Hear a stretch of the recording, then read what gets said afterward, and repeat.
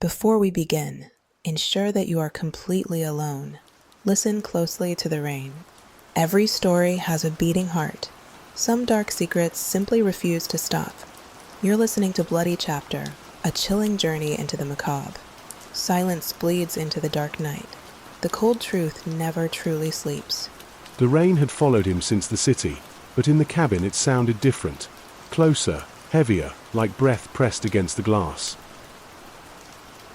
Evan Holt told himself that isolation would help him focus, that a little distance from the noise of the internet might quiet the part of his brain that never stopped streaming.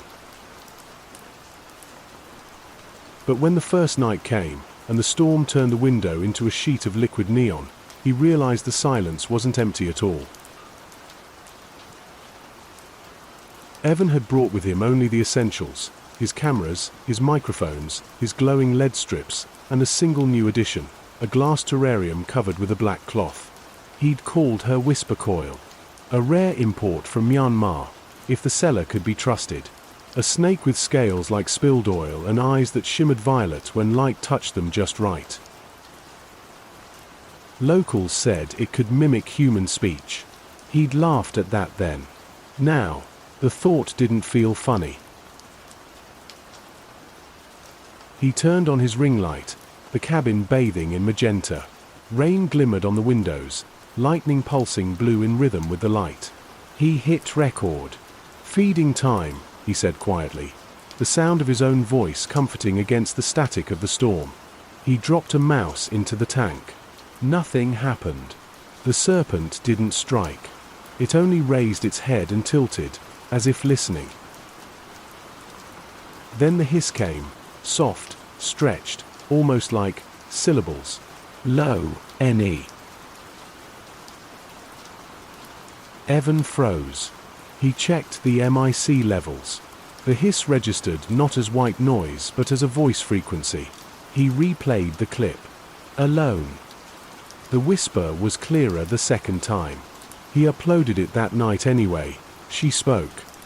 The title alone pulled thousands of clicks before dawn. By morning, his phone wouldn't stop buzzing. Myra Lane, his moderator, had sent 10 messages. "Dude, that clip is everywhere. Reddit's melting down. You hit 200,000 views in 8 hours." He smiled, half awake, half afraid. Myra's next message stopped him cold. "It's not feedback. I slowed it down. It says your name." He laughed it off online, of course. That was the game: exaggerate, tease, reel the audience in. But that night, when he opened the audio file again, something shifted. The waveform wasn't random static. It pulsed in patterns, symmetrical, human. He boosted the gain. Through the headphones came a low, almost tender whisper. "Evan." He yanked the headset off. Outside, thunder rolled across the forest like laughter. Myra called him the next day. "You need to take that video down." He asked why. "Because every time I play it, my speakers pop. It's like the sound wants out." He told her not to worry, but she wasn't the type to scare easy, and her silence after that said more than words. By the third night, the whispering had become part of the room. Evan would edit footage and hear faint sibilant shapes under the rain. He'd mute the track, still there. Unplug the MIC, still there. He even shut down the computer once. Still there. Listen. It breathed. Feed. The sound didn't echo through the cabin. It coiled, slipping between moments like breath between words. He set up a live stream. "All right, chat," he said, voice trembling only slightly. "We're testing a theory. Whispercoil reacts to sound." He replayed her hiss through the speakers. The serpent stirred. Light shifted crimson, then purple again. Thousands watched as her body lifted, slow and deliberate. The whisper bled into the feed. "Feed." The chat exploded with panic. "Turn off the MIC, bro. She's behind you." Then, a soft phrase that wasn't his, "Behind you." He turned. The terrarium door was open. The stream crashed into static. When the picture returned, Evan sat alone, breathing hard, the snake nowhere in sight. He whispered to the camera, "You heard that too, right?" Then darkness. Morning light came silver and damp. Evan hadn't slept. His phone blinked with Myra's messages. "I ran the captions on your video. They're writing sentences before you speak them. It typed behind you before you turned." He read it twice, the letters swimming before his eyes. Then, faintly through the unplugged headset, a familiar tone answered her message for him. "Hungry." He tore through wires, ripped cords from the wall. Rain pressed harder, thunder chasing lightning around the cabin. He knelt by the terrarium, breathing fast. Inside lay the snake, motionless, but the glass was covered in condensation, shapes traced from inside, like fingers dragging words.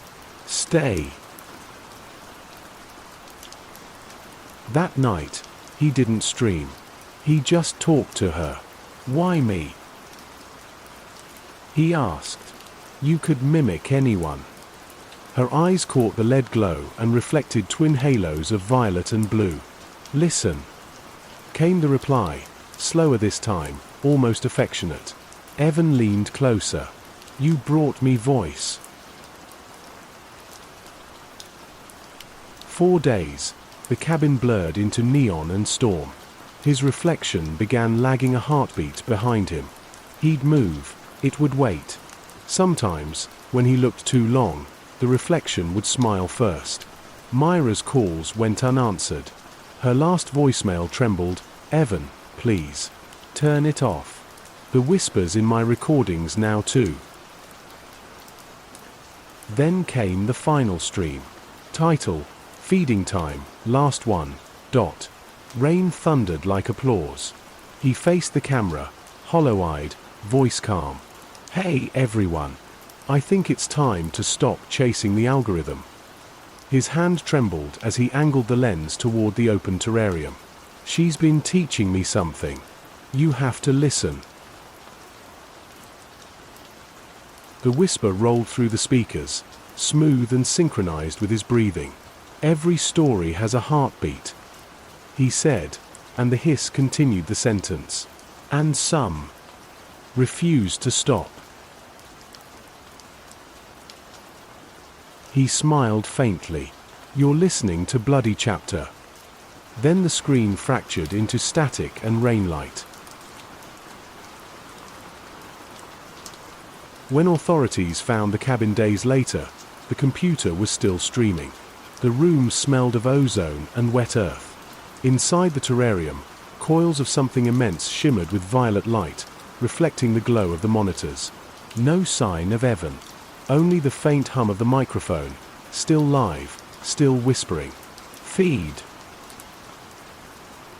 Myra's voice surfaced one last time in the archived stream, a recording layered beneath the hiss.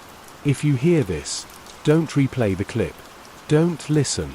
The whisper learns you."